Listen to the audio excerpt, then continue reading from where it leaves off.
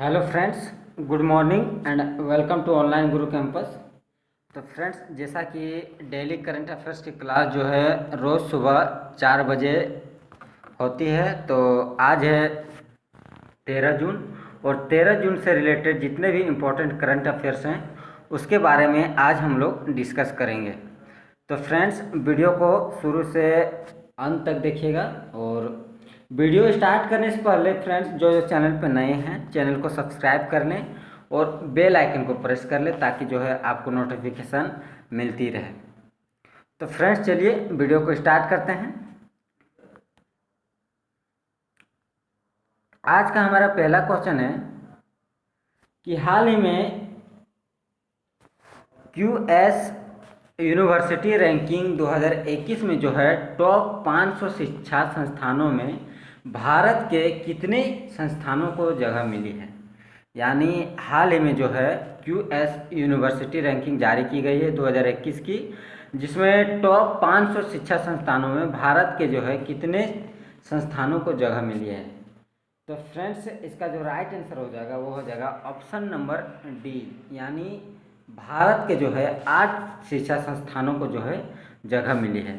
तो फ्रेंड्स, इससे रिलेटेड जो इम्पोर्टेंट फैक्ट्स हैं वो ये बनते हैं, आप लोग याद रखिएगा कि दुनिया के जो है ना टॉप 500 शिक्षा संस्थानों में जो है सिर्फ भारत के 8 संस्थानों को जगह मिली है और भारत के IIT संस्थानों की रैंकिंग में गिरावट दर्ज की गई है। और दूसरा इम्पोर्टेंट पॉइंट आप लोग ये याद रखिएगा दोस्तों कि अमेरिका के मैसाचुसेट्स ऑफ टेक्नोलॉजी यानी MIT ने जो है लगातार 9वें साल जो है या जो है फर्स्ट रैंक जो है हासिल की है। लगातार 9 साल अमेरिका के ही हैं और अमेरिका के ही है स्टैनफोर्ड यूनिवर्सिटी और हार्वर्ड यूनिवर्सिटी ने जो है दूसरे और तीसरे नंबर पर जो है अपना पायदान पाया है। तो दोस्तों याद रखिएगा कि भारतीय संस्थान में IIT बॉम्बे जो है सबसे ऊपर जो है, यानी टॉप 500 में से जो है 172वें स्थान जो जगह मिली है वो भारत के IIT बॉम्बे को मिली है। तो दोस्तों अब आइए हम थोड़ा जानते हैं कि जो QS यूनिवर्सिटी रैंकिंग है वो क्या है। तो दोस्तों दरअसल QS यूनिवर्सिटी रैंकिंग जो है एक कंपनी द्वारा यानी QS कंपनी द्वारा जारी की जाती है और यह कंपनी हर साल दुनिया के टॉप शैक्षिक संस्थानों की जो है रैंकिंग आंकड़े जारी करता है। दोस्तों याद रखिएगा कि इस रैंकिंग की शुरुआत जो है 2004 में हुई थी और यह टोटल जो है ना 6 मापदंडों के आधार पर जो है ये रैंकिंग जारी करती है। कितनी? तो टोटल 6 मापदंडों के आधार पर जो है ये मापदंड जारी करती है। तो टोटल 6 में आप लोग याद रखिएगा, 6 में से मैं आपको बता दे रहा हूँ। पहला है कि शैक्षणिक प्रतिष्ठा, दूसरा नियोक्ता प्रतिष्ठा, तीसरा है हमारा फैकल्टी छात्र, चौथा है कि प्रति फैकल्टी प्रशंसा पत्र, पांचवा है हमारा अंतर्राष्ट्रीय छात्रों का अनुपात और छठा है हमारा अंतर्राष्ट्रीय फैकल्टी का अनुपात। तो ये जो 6 मापदंड है उसके अनुसार जो है ये QS यूनिवर्सिटी जो है रैंकिंग जारी करती है। तो फ्रेंड्स बढ़ते हैं अगले क्वेश्चन की ओर। हमारा आज का दूसरा क्वेश्चन है कि हाल ही में रेमन मैग्सेसे अवार्ड जो है किस वजह से रद्द किया गया है। तो फ्रेंड्स हाल ही में आप लोग जानते हैं कि जो जितने भी खेल हो या फिर किसी भी प्रकार की जो उच्च प्रकार की जितने भी है वो कोरोना वायरस के कारण हुई है। तो इसका भी राइट आंसर हो जाएगा, वो हो जाएगा ऑप्शन नंबर सी, यानी कोविड-19 के कारण हाल ही में जो है रेमन मैग्सेसे अवार्ड जो है क्या किया गया है, रद्द किया गया है। तो फ्रेंड्स इससे रिलेटेड जो इम्पोर्टेंट पॉइंट है वो आप लोग ये याद रखिएगा कि पहला पॉइंट ये है कि इस अवार्ड के जो है 60 साल के इतिहास में यह तीसरी बार जो है ऐसा हुआ है। मैं बता दूं कि इससे पहले 1970 और 1990 में आर्थिक संकट और भूकंप की वजह से जो है ये अवार्ड रद्द हुआ था और इसे जो है ना एशिया का नोबेल पुरस्कार भी कहा जाता है। आप लोग ये याद रखिएगा दोस्तों कि कई बार एग्जाम में पूछ लिया जाता है कि एशिया का नोबेल पुरस्कार किसे कहा जाता है या फिर कौन से अवार्ड को कहा जाता है, तो रेमन मैग्सेसे अवार्ड को कहा जाता है। और इससे रिलेटेड जो इम्पोर्टेंट पॉइंट दूसरा है टू द पॉइंट, वो आप लोग ये याद रखिएगा दोस्तों कि ये पुरस्कार जो है ना फिलीपींस की राजधानी मनीला में दी जाती है और फिलीपींस के ही पूर्व राष्ट्रपति रेमन मैग्सेसे की स्मृति में हर साल जो है 31 अगस्त को दिया जाता है। दोस्तों याद रखिएगा कि 2019 में इंडियन जर्नलिस्ट रवीश कुमार को जो है यह अवार्ड मिला है। किसको मिला है 2019 में? तो इंडियन के जो जर्नलिस्ट थे रवीश कुमार, उनको जो है ये अवार्ड मिला है।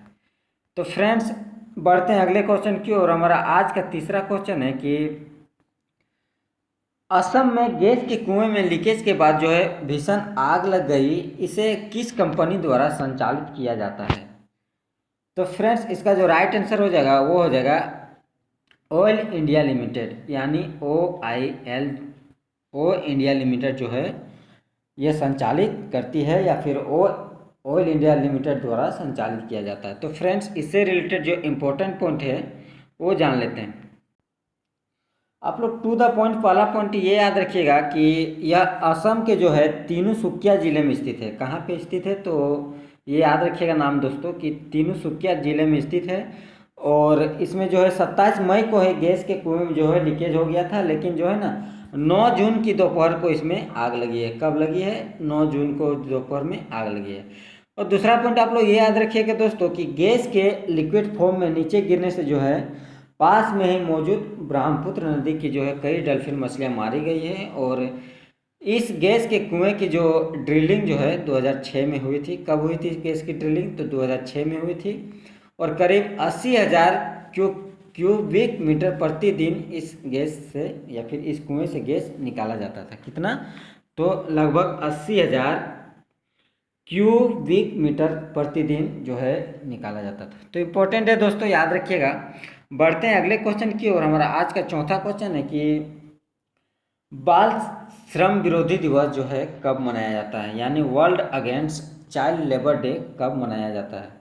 तो फ्रेंड्स इसका जो राइट आंसर हो जाएगा वो हो जाएगा 12 जून, यानी ऑप्शन डी जो है 12 जून को जो है बाल श्रम दिवस मनाया जाता है। तो फ्रेंड्स इससे रिलेटेड जो इम्पोर्टेंट फैक्ट बनते हैं वो आप लोग ये याद रखिएगा कि जो है इस दिवस की शुरुआत जो है ना वर्ष 2002 में की गई थी। कब की गई थी? तो वर्ष 2002 में की गई थी। और संयुक्त राष्ट्र की संस्था इंटरनेशनल लेबर ऑर्गेनाइजेशन यानी ILO ने जो है इसकी स्थापना की थी। और बात करें इसकी 2020 की थीम की, तो 2020 की थीम जो इस बार है वो है protect children from child labour more than ever. मैं आपको और एक बार बता दे रहा हूँ कि protect children from child labour more than ever जो है यह 2020 की थीम है। तो ये आप लोग याद रखिएगा दोस्तों। बढ़ते हैं अगले क्वेश्चन की ओर। हमारा आज का पांचवा क्वेश्चन है कि लोनार झील के पानी का रंग जो है ना हल्का गुलाबी या रेड हो गया है। तो यह जो लोनार झील है वह किस राज्य में स्थित है? तो फ्रेंड्स इंपॉर्टेंट क्वेश्चन है। इसका जो राइट आंसर हो जाएगा वो हो जाएगा ऑप्शन नंबर डी, यानी महाराष्ट्र। महाराष्ट्र में जो है हमारा लोनार झील है, खारे पानी की झील जो है, जिसका पानी का रंग जो है गुलाबी या फिर बोले तो हल्का लाल रंग का हो गया है। तो फ्रेंड्स इससे रिलेटेड जो इम्पोर्टेंट पॉइंट है वो जान लेते हैं। पहले मैं आपको लोनार झील की जो है हिस्ट्री बताना चाहूँगा कि इस झील का जो निर्माण हुआ था ना वो करीब 50,000 साल पहले उल्का पिंड के टूटने से या फिर टकराने से हुआ था। ऐसा माना जाता है कि उल्का पिंड का वजन लगभग 10 लाख टन था, जिससे जो है ना बड़ा गड्ढा बना है। तो ये था हिस्ट्री। और इससे रिलेटेड जो इम्पोर्टेंट पॉइंट है वो आप लोग ये याद रखिएगा दोस्तों कि यह झील लगभग 1.85 किलोमीटर के व्यास यानी रेडियस में फैली हुई है और इसकी गहराई करीब 500 फीट तक है। बात करें तो इसका पानी क्या है? खरा है। और पानी के 1 मीटर के नीचे लगभग ऑक्सीजन सामान्य से बेहद कम यानी ना के बराबर होती है। दोस्तों टू द पॉइंट दूसरा आप लोग इसमें ये याद रखिएगा कि सामान्य तौर पर इसका रंग जो है ना आसमानी होता है, लेकिन मानसून के दौरान जो है इसका रंग बदलता है। याद रखिएगा दोस्तों कि मानसून के दौरान जो है ना इसका रंग बदलता था, लेकिन इस महीने यानी मई के शुरुआत से ही यह गहरा गुलाबी या कुछ हद तक लाल हो गया है। तो दोस्तों इसकी वजह की जांच जो है सौंपी गई है। और इस वजह की जांच जिसको सौंपी गई है उसे सौंपी गई है national environment engineering and research को जो है यह सौंपी गई है। अब दोस्तों बात करते हैं महाराष्ट्र की। तो महाराष्ट्र के जो हाल ही में CM है वो कौन है? उद्धव ठाकरे। और गवर्नर जो है महाराष्ट्र के वो हैं भगत सिंह कोश्यारी। तो आप लोग याद रखिएगा दोस्तों, इम्पोर्टेंट है। बढ़ते हैं अगले क्वेश्चन की ओर। हमारा आज का छठा क्वेश्चन है कि हाल ही में नवीनतम फीफा रैंकिंग जारी की गई है। इस रैंक में जो है भारत कितने स्थान पर है? तो फ्रेंड्स, हाल ही में जून के महीने में नवीनतम फीफा रैंकिंग जारी की गई है। इसमें भारत जो है 108वें स्थान पर ही है, यानी भारत के स्थान पर कोई चेंजेस नहीं आई हैं। तो फ्रेंड्स, इससे रिलेटेड जो इम्पोर्टेंट पॉइंट है वो याद रखने वाली बात है या फिर जानने वाली बात है कि जो पहला पॉइंट है कि अंतर्राष्ट्रीय फुटबॉल संघ ने जो है ना जून महीने के लिए रैंकिंग जारी की है, जिसमें भारत जो है ना पिछली बार ही की तरह 108वें स्थान पर ही है और भारत के पास जो है 1187 पॉइंट्स हैं। कितने हैं? 1187 पॉइंट्स। दूसरा इंपॉर्टेंट पॉइंट इसमें यह याद रखिएगा दोस्तों कि इस रैंकिंग में जो है ना बेल्जियम 1765 पॉइंट के साथ पहले स्थान पर है। फ्रांस जो है 1733 अंक के साथ दूसरे स्थान पर है, जबकि ब्राज़ील जो है 1712 स्थान के साथ तीसरे स्थान पर है। बात करें चौथे और पाँचवें स्थान की, तो उरुग्वे जो है 1645 पॉइंट के साथ चौथे स्थान पर है, जबकि पाँचवें स्थान पर 1642 अंक के साथ जो है क्रोएशिया है।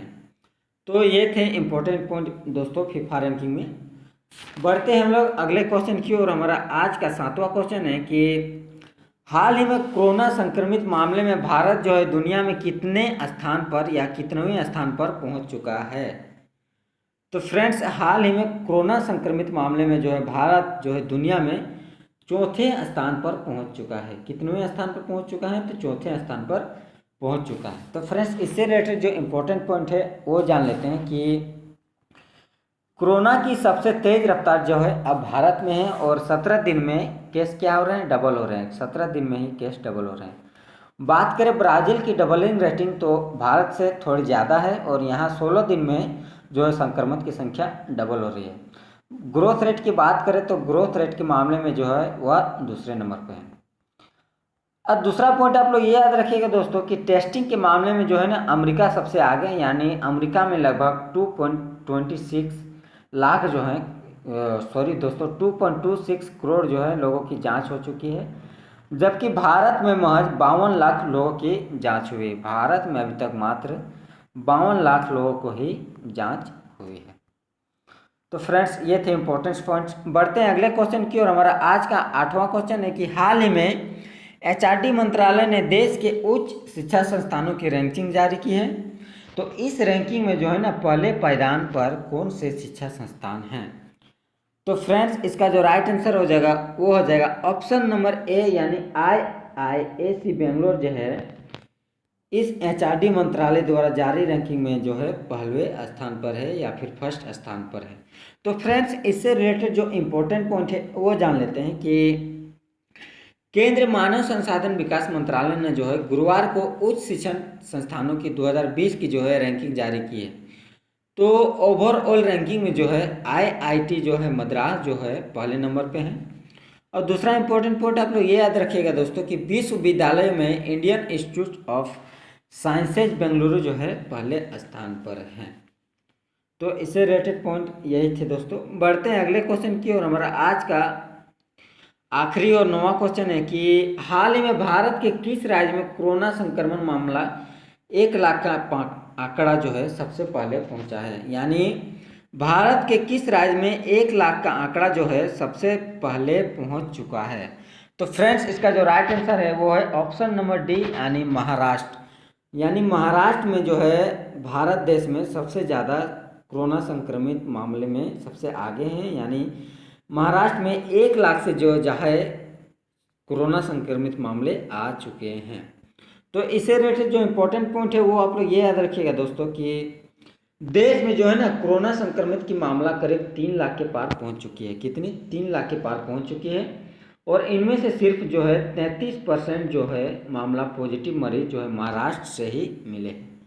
बात करें महाराष्ट्र राज्य में अब तक लगभग कितनी मरीज हुए हैं? तो 1,01,141 मरीज हो चुके हैं। तो फ्रेंड्स, इससे रिलेटेड जो दूसरा पॉइंट है आप लोग ये याद रखिएगा कि देश में जो है ना कोरोना से अब तक 8,502 जो है मौतें हुई है, जिनमें जो है ना महाराष्ट्र में ही केवल सबसे ज़्यादा 3,590 लोगों की जो है मौतें हो चुकी है। इसलिए जो है ना महाराष्ट्र भारत में सबसे ज़्यादा यानी सबसे पहले 1 लाख आंकड़ा जो है छूने वाली राज्य बन गई है। तो फ्रेंड्स, उम्मीद है कि वीडियो आपको अच्छी लगी होगी। वीडियो अच्छी लगी है तो चैनल को सब्सक्राइब करें, वीडियो को शेयर करें अपने स्टडी ग्रुप्स में और ज़्यादा से ज़्यादा लाइक करें। तो मिलते हैं कल, कल हम लोग फिर मुलाकात होगी 14 जून के करंट अफेयर्स के साथ डेली 4 बजे। तो ओके फ्रेंड्स, थैंक यू।